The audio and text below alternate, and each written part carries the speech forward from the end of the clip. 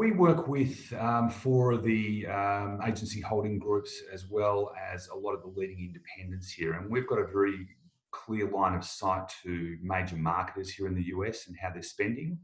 And, as we have a look at that, we think that there's probably a part of the market which is made up of, automotive and retail and restaurants and investment services, which make up about 40% of the market. And we figure that that part of the market is worth around $45 billion. And there's some really serious downside risk to that portion of the marketplace due to coronavirus and what's going to happen out there with consumer spending. So we think 40% for major marketers, there's some downside risk, whereas the other 60% of the market, there's a limited risk due to the nature of those industries, their protection from the type of impact that consumers are going to be feeling through the obviously, there is a bit of a difference in terms of TV versus digital. We have good line of sight into that. Obviously, television is bought a long way in advance, and those commitments are locked in over a long period of time. So we don't see as much impact happening in TV. But that being said, obviously, all of the sports dollars coming out of the marketplace. We have done some research in terms of looking back at that sports market and what was happening at this time last year. And we know that the March Madness tournament, the NCAA, is worth around $850 million to the networks. The NBA in late Q1, Q2 is worth another $800 million. The NHL at this time of year is booking about $100 million. And then soccer, golf, and baseball around $100 million each. So obviously all of that inventory is going to come out of the marketplace. That's presumably going to be replaced by, in the large part, entertainment programming.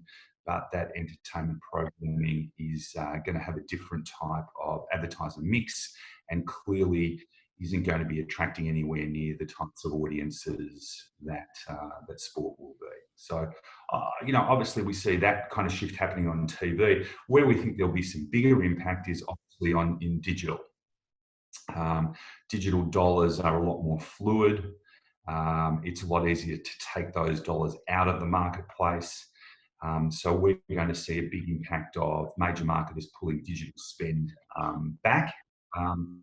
But really where we see big impact happening in the marketplace is going to be the SMB market, because those small to medium-sized businesses don't have the financial capacity, they don't have the money in the bank to continue advertising through a time like this. So, we see the small to medium-sized businesses having a 65% at-risk portion of their advertising spend, and we put that that total market size at about $80 billion, with a 65% downside risk. Now, obviously, we don't know how far that downside risk is going to be. So, major marketers operating in one sphere, those big national TV dollars essentially locked in, needing to move some of those dollars out of sport, into entertainment. The SMB part of the market, very heavily invested in digital these days. Around 70% of all dollars are in the Facebook and the Google platforms. And so we think it's going to be very interesting to see how Facebook and Google perform through this period when they are so heavily aligned to the small business and the impact that those folks are going to be suffering. So, James, fascinating stuff and obviously troubling times. There's lots to get our teeth into there. A couple of quick questions from me just to explore some of what you said. You talked a little bit about obviously TV dollars being committed quite a long time in advance and being quite hard to pull out of the market.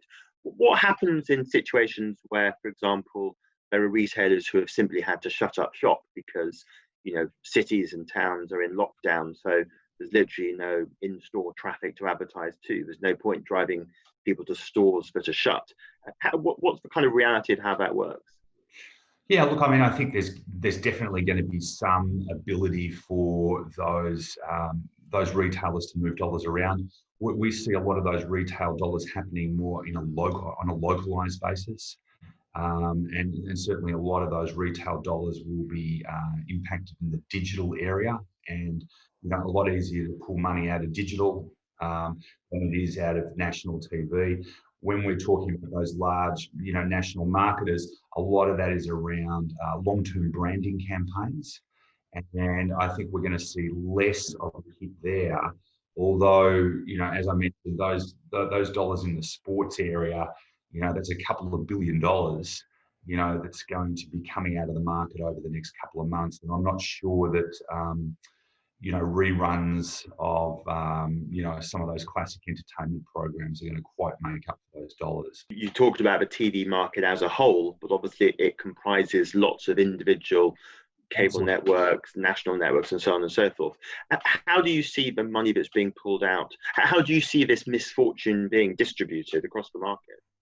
Yeah, look, I think it's a fascinating question. I mean, I think a lot of those big sports advertisers that were tied up, March Madness and NBA and these guys, I think they're probably going to sit on those dollars.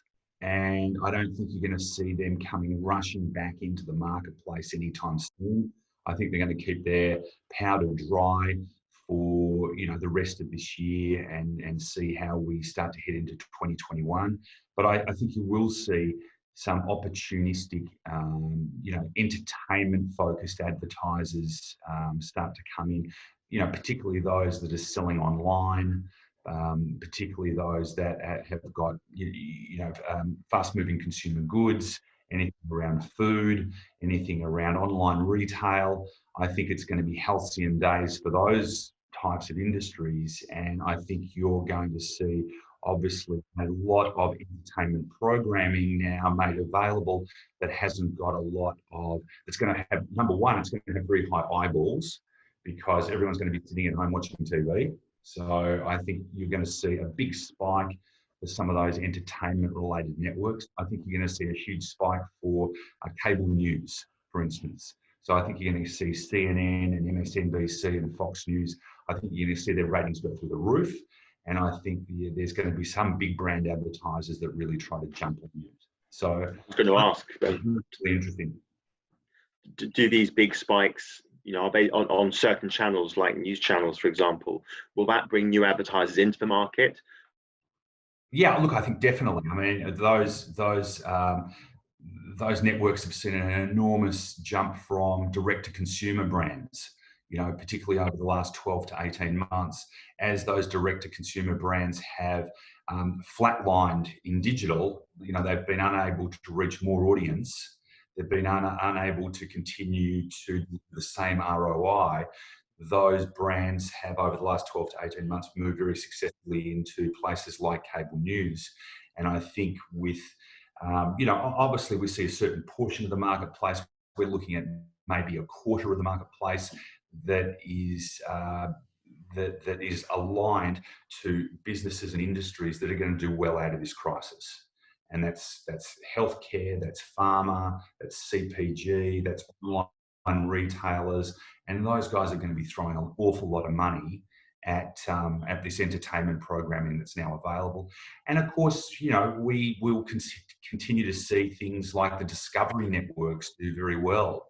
I think anything that's cooking related, anything that's related to helping people look at how do they get higher quality outcomes out of staying at home.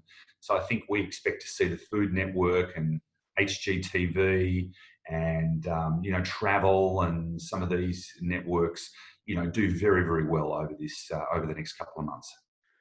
So the other big story that would have been unfolding at the upfronts this year was the rollout of some of the more interesting new forms of advanced TV advertising. So we've seen initiatives like addressability, OpenAP, the new Xandr partnership, obviously, lots going on in that space.